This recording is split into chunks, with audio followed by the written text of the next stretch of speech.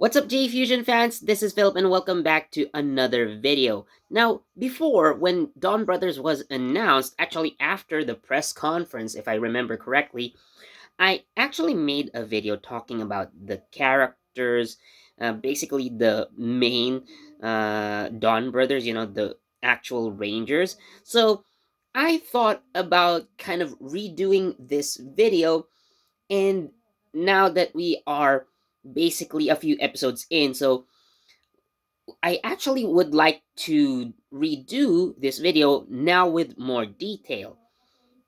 Of course, if you haven't watched Dawn Brothers yet, so I definitely have to remind everyone that there are going to be some spoilers in this video. So I ask of you guys to go watch Dawn Brothers if you haven't yet, or if you haven't caught up with the latest episodes, then go ahead, do it now, and then come back to this video. Otherwise, enjoy. So, to help me, describe to you guys what's happening, I actually have here this guidebook, which is actually a catalog for the Dawn Brothers toys. Now, I got this from the local department store. Yes, there's one near my place. So, you get this for free, so why not take one, right? So, here. So, the moment you open this booklet, you actually see the Dawn Brothers. And I guess I have explained a little bit of them in my previous video, the one I made after the press conference. So, we are going to start, of course, with Don Momotaro, aka Taro Momoi. So, as I have mentioned in the videos about Don Momotaro, aka Taro, being inspired by the story of Momotaro. So, of course, we do see him in episode 1. So, uh, to give a recap, you know, so Taro comes from what seems to be another dimension. He was in a peach-shaped capsule. He was adopted by Jin Momoi, who names him Taro, and therefore his name is Taro Momoi. And uh, he is actually, his age profile is 20 years. So he's a 20-year-old young man who works as a delivery driver. So while he is a delivery driver, he is also seen to be able to do lots of things perfectly. I guess this may be, something that uh, I guess he has in his genetics. Remember, he is from another dimension, so probably where he comes from, a lot of people are very talented. Now, there could be something about Taro that we don't know about yet, but I will have to talk about that in a future video, so stay tuned for that. So, anyways, moving on to our next character, I'm actually going to talk about Oni's sister, Haruka Kito. So, if you have watched the first episode of Dawn Brothers, while we do see Taro in the opening, or like in the very first scene, albeit he was a baby back then, most of the story revolves around Haruka. So uh, it was kind of assumed that she is, for all intents and purposes, going to be the central character of Dawn Brothers, despite the fact that we do have Don Momotaro as basically the leader.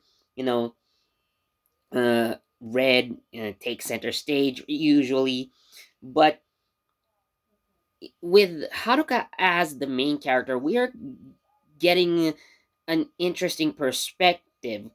So from the view of a different ranger, and have the entire show revolve around that said character. So I think in that regard, I'm hoping that Dawn Brothers is going to be an interesting show.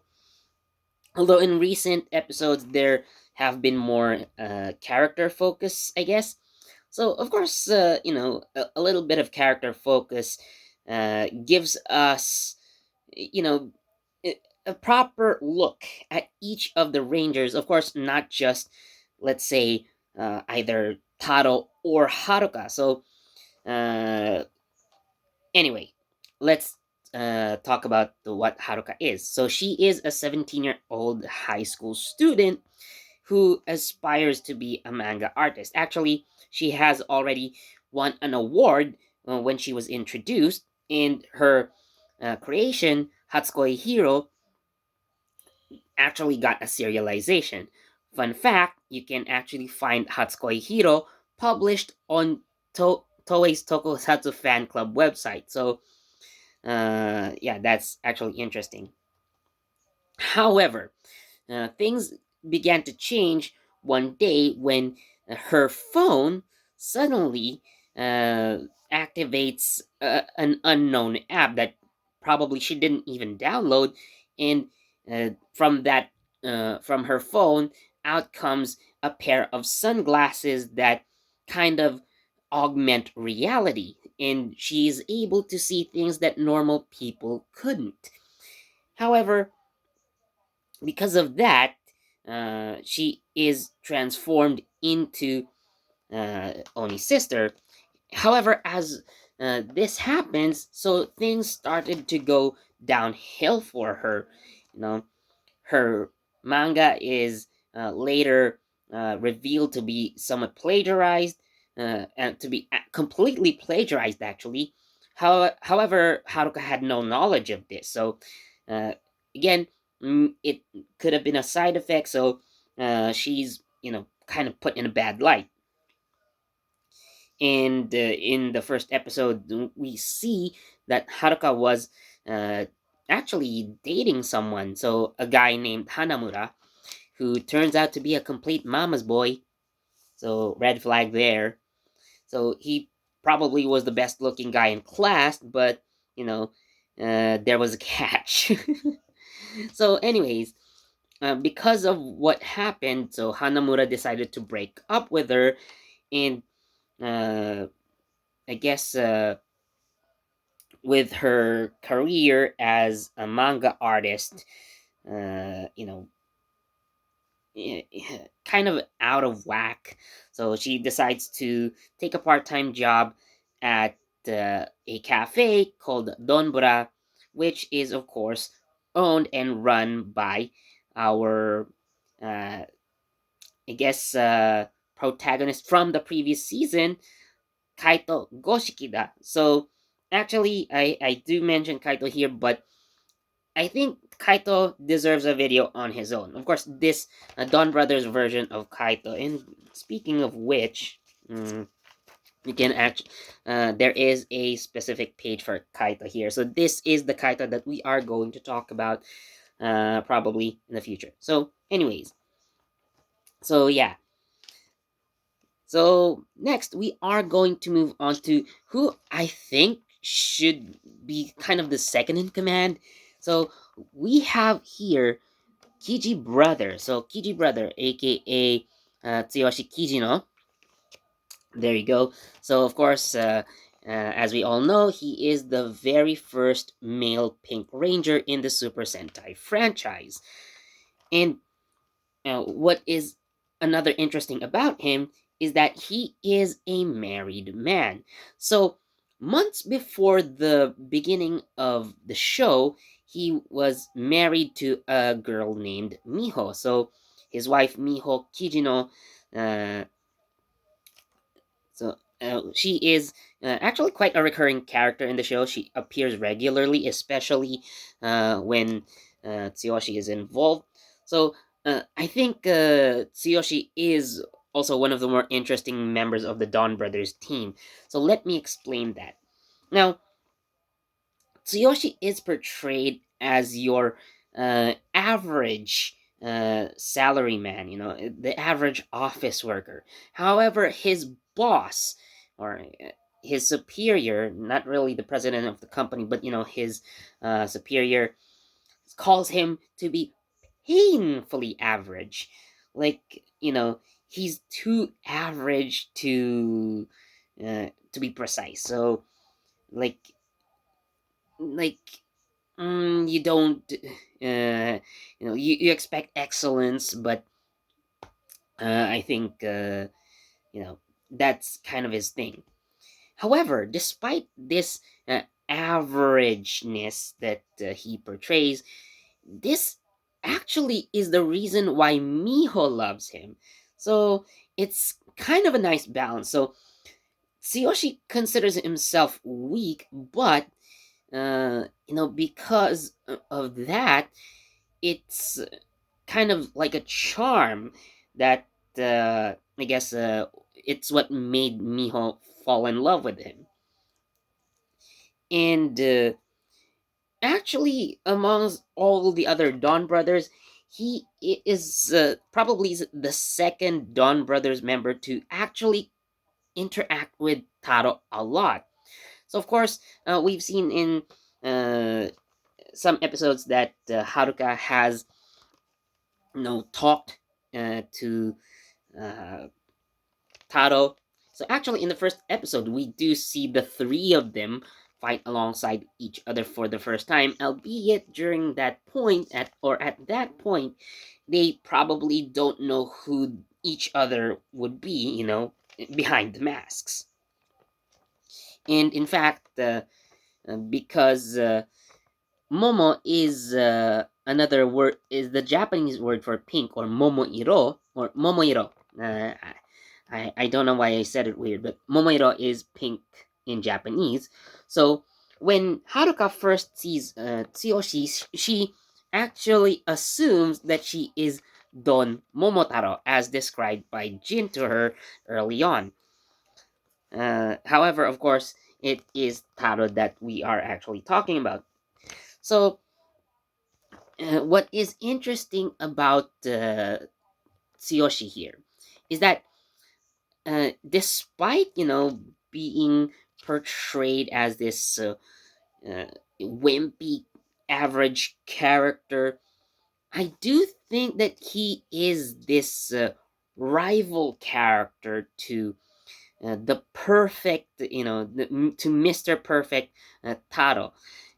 If you guys notice in some Sentai shows, there would be times where one member of the team would consider themselves rivals to the leader, aka the Red Ranger, or at least that's what happens most of the time.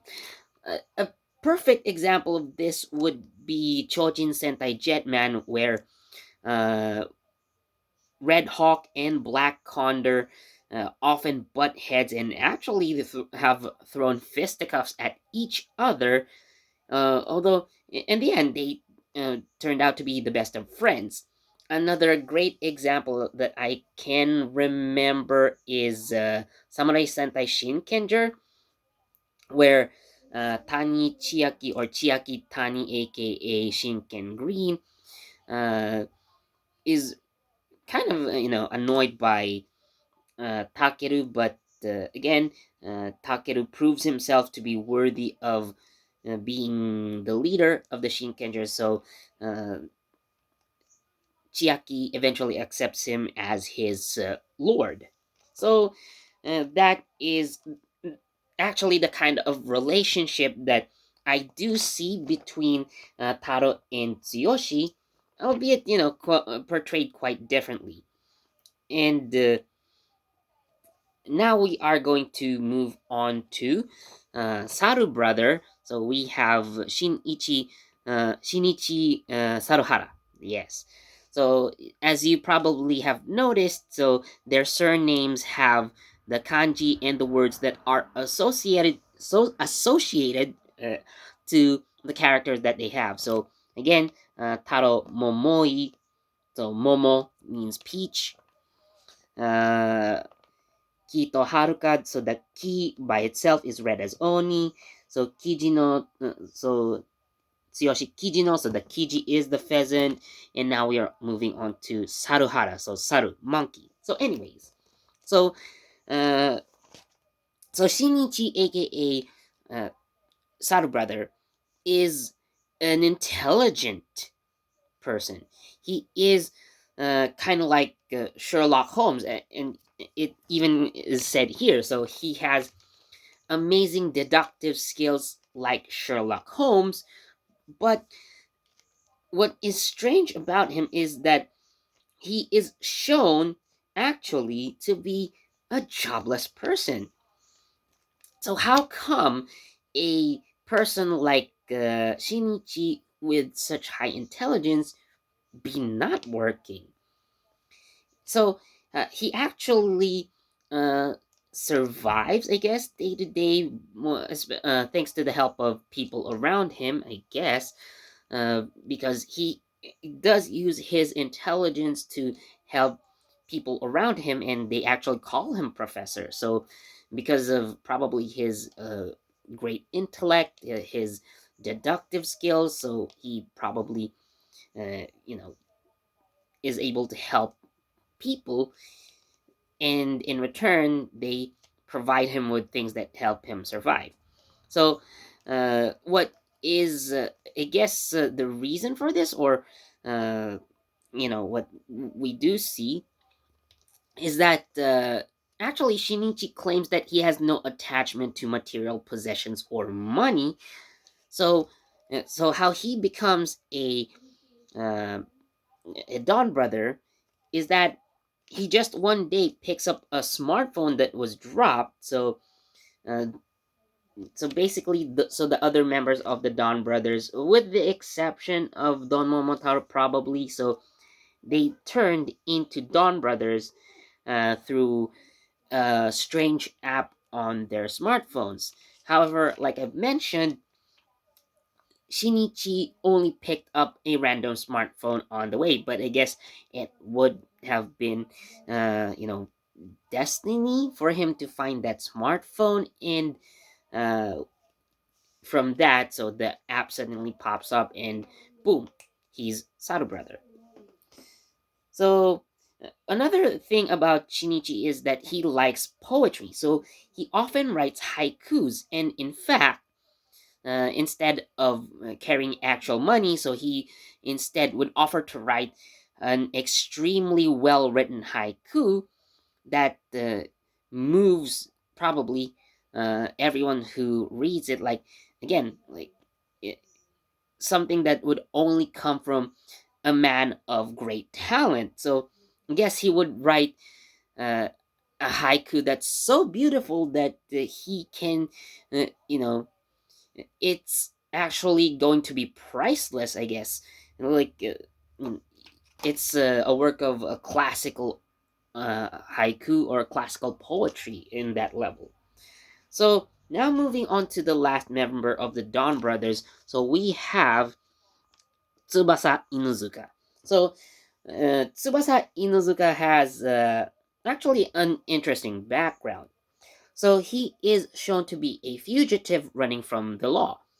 Now, it is revealed actually by Tsubasa himself that he is innocent, so he was just framed for whatever he is being sought after for, by the police. Whatever that crime is, we don't know yet, so it's not yet revealed. However, uh, there is a specific reason why Tsubasa keeps running from the law.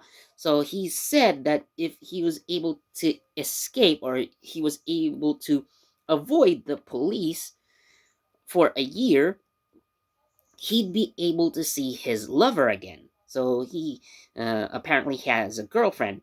What is interesting about this one is that the actress who plays Tsubasa's girlfriend is the same actress that plays Tsuyoshi's wife.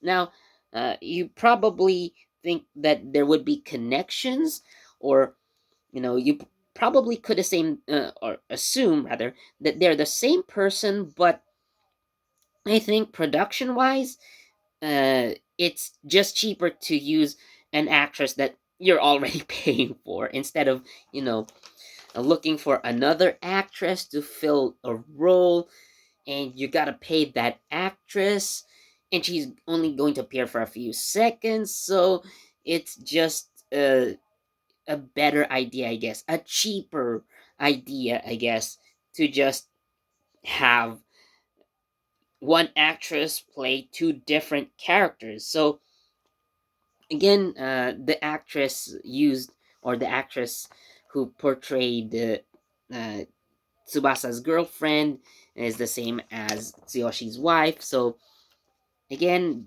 that's, I think it's more of a production reason rather than an actual lore reason. But who knows? We should wait for future episodes and find out. So there you have it, the Dawn Brothers. So again, there were spoilers, like I've mentioned.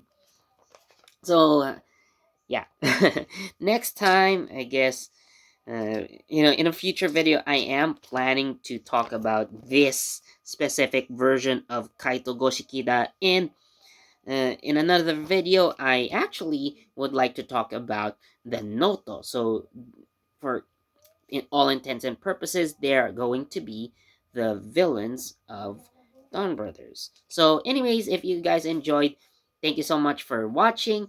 And of course, as always, please like this video, comment, share, subscribe, and don't forget that notification bell so you get the latest from JEFusion. This has been Philip, and I'll see you in the next video.